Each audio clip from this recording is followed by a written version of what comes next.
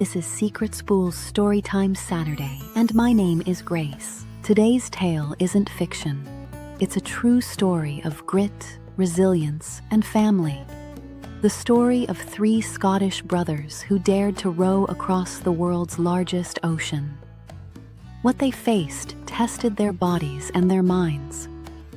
But what they achieved left behind a legacy far greater than a record. Their names are Ewan, Jamie, and Lachlan Maclean. For most of us, the idea of crossing a lake by rowboat sounds like a big task. For them, that wasn't nearly enough.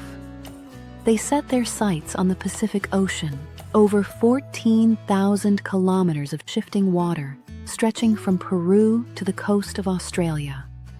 To take it on required more than courage.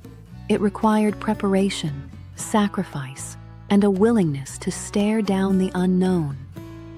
Before ever setting foot in the boat, the brothers trained for months. They spent endless hours on rowing machines, built up strength through punishing workouts, and studied ocean charts to understand the currents and winds that could either help or destroy them. They learned survival tactics, practiced emergency drills, and prepared themselves mentally for isolation. Friends and family questioned their sanity. Why risk it? Why put yourself through something so grueling? For the brothers, the answer was simple. They weren't just rowing for themselves. They were rowing to raise money for their foundation, to provide clean water for communities in Madagascar. That purpose came with sacrifices. While their friends back home enjoyed evenings out, family gatherings, and ordinary routines, the brothers spent their days preparing their boat, repairing equipment, and running drills. They knew the months they would spend at sea would cost them birthdays, weddings, and holidays with loved ones. It was a trade-off they accepted, because the impact of their journey would reach far beyond themselves. And so, in April, they pushed off from the coast of Peru. And remember, this isn't a parable or a legend. This really happened. Three brothers in a small boat, no sails, no motor, just determination, setting off into the unknown. The plan was simple in theory: row west until they saw land. In reality, every day was a test. They quickly fell into a rhythm that was less like living and more like surviving. 2 hours rowing, 2 hours resting. Day after day, night after night. Sleep came in short, broken pieces in a cabin so cramped they could barely move. Their meals were rations meant to fuel, not to satisfy. The Pacific stretched endlessly before them, a horizon that never seemed to change. But the ocean is never predictable. Storms rose without warning, crashing down on their fragile vessel. Winds howled with a force that drowned out their voices. Waves the size of houses slammed against the hull, tossing the brothers like toys. One storm nearly claimed one of them when he was swept overboard, vanishing into the black water. Panic surged, but the other two acted instantly, dragging him back aboard with sheer desperation. They sat in stunned silence afterward, shaken by how close they had come to tragedy. Out there, survival could depend on a single second. The dangers weren't limited to storms. The days brought searing heat, the sun baking their skin until it blistered. The nights were so cold, their hands stiffened around the oars. Salt water soaked everything, chafing their skin raw. Their hands split and bled from the endless rowing. Their muscles ached constantly, never given a chance to truly recover. The cabin smelled of damp clothing and sweat, a reminder that comfort was a luxury they no longer had. And yet, even in this punishing environment, there were moments that reminded them of why they had chosen this path. At night, under skies free from light pollution. They rode beneath a canopy of stars brighter than they had ever seen. Sometimes shooting stars streaked across the heavens, breaking the silence in ways words couldn't.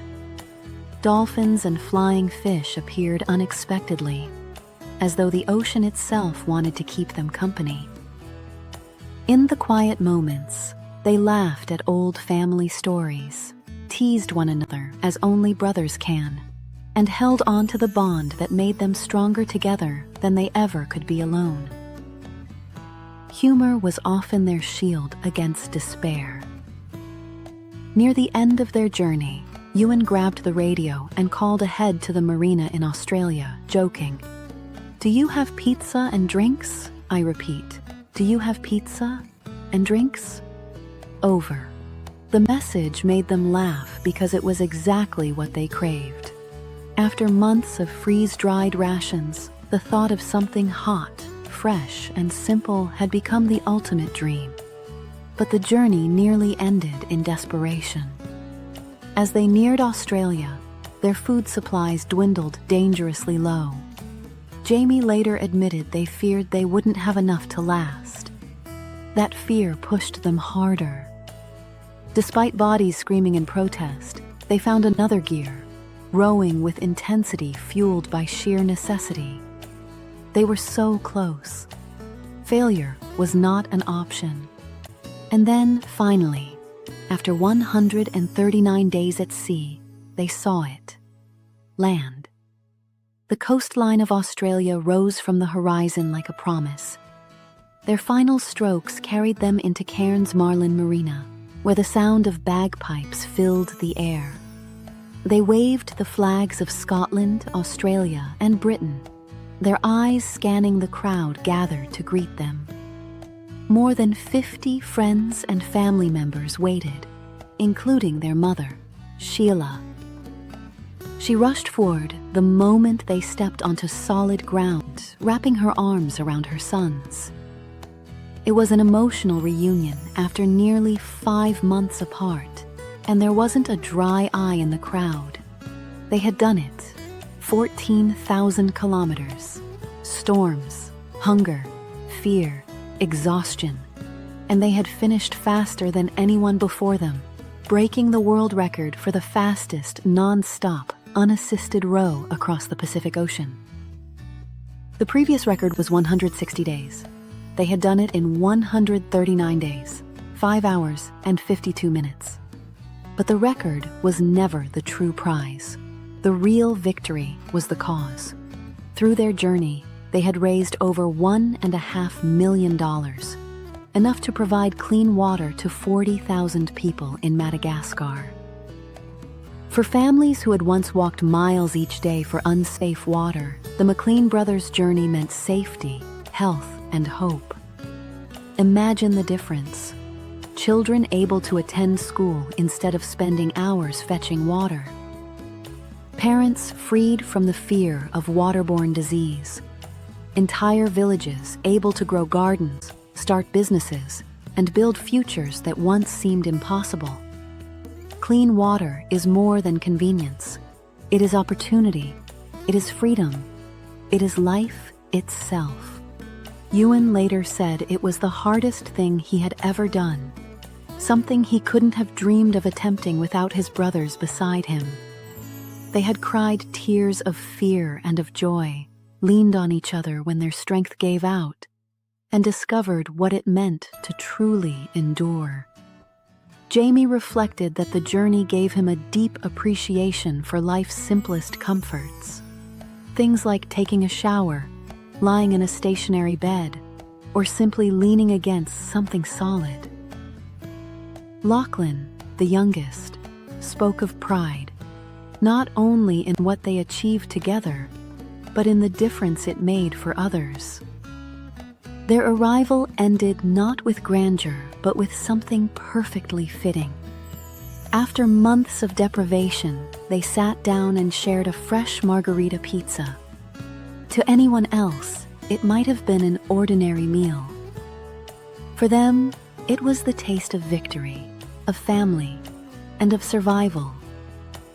The story of the Maclean brothers reminds us that adventure is never only about distance or danger. This true story proves that the greatest journeys are those taken with meaning. They rode not for glory, but for service. And in doing so, they showed the world that when you tie your effort to a purpose bigger than yourself, you can endure more than you ever thought possible. So the next time you face a challenge that feels overwhelming, think of three brothers in a tiny boat, staring down storms, starvation, and exhaustion, yet rowing on because they knew their struggle could change lives. Remember that even the greatest ocean can be crossed if you take it one stroke at a time. This has been Storytime Saturday.